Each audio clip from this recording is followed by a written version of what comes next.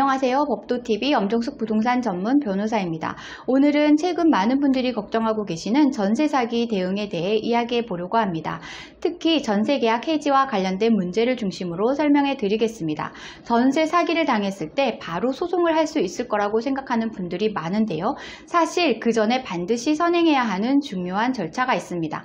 바로 전세 계약 해지입니다. 먼저 전세 계약 기간이 남아있는 상황에서 집이 경매로 넘어가거나 집주인이 바뀌었다는 소식을 들으면 세입자 입장에서는 정말 막막할 수밖에 없습니다.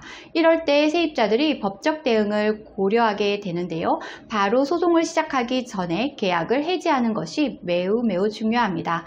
전세금을 돌려받으려면 계약이 끝난 상태여야만 합니다. 계약이 유지되고 있는 동안에는 법적으로 전세금을 반환하라는 소송을 진행할 수 없습니다.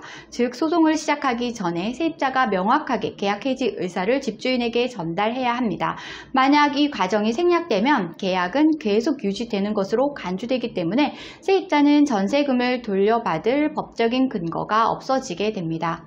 여기서 중요한 개념이 하나 있는데요. 바로 묵시적 갱신입니다. 만약 계약기간이 종료되기 6개월 전부터 2개월 전까지 계약 해지 의사를 집주인에게 통보하지 않으면 계약이 자동으로 동일한 조건으로 연장됩니다. 이게 바로 묵시적 갱신입니다. 계약이 연장되면 전세금을 돌려받고 싶어도 반환 요구를 할 수 있는 법적인 근거가 사라지는 거죠. 그러니 반드시 기간 내에 계약 해지 의사를 명확하게 밝혀야 합니다. 그렇다면 계약 해지는 어떻게 할까요? 가장 확실한 방법은 내용 증명을 통해 해지 의사를 전달하는 것인데요. 내용 증명은 법적 분쟁 시에도 유리한 증거로 활용될 수 있기 때문에 안전하게 해지 의사를 전달하는 좋은 방법입니다. 또 통화 녹취나 문자 메시지, 카카오톡, 이메일 같은 다양한 방법으로 해지 의사를 남겨두는 것도 추천드립니다.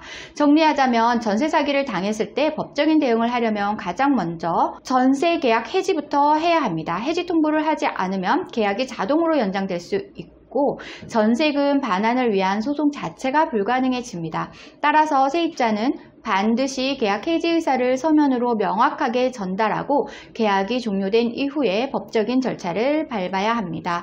오늘은 전세 사기 피해 시의 가장 중요한 첫 번째 단계인 계약 해지에 대해서 설명드렸습니다. 법적인 절차를 제대로 밟아서 피해를 최소화하시기 바랍니다. 지금까지 법도TV 엄정숙 부동산 전문 변호사였습니다. 감사합니다. 오늘 주제와 관련된 문의사항이나 전월세 보증금 관련 문의사항이 있으신 분들은 홈페이지에 문의사항을 남겨주시면 이메일로 답변드리고 있는데요. 홈페이지는 네이버에서 법도 전세금 반환소송센터를 검색하시면 쉽게 찾으실 수 있습니다.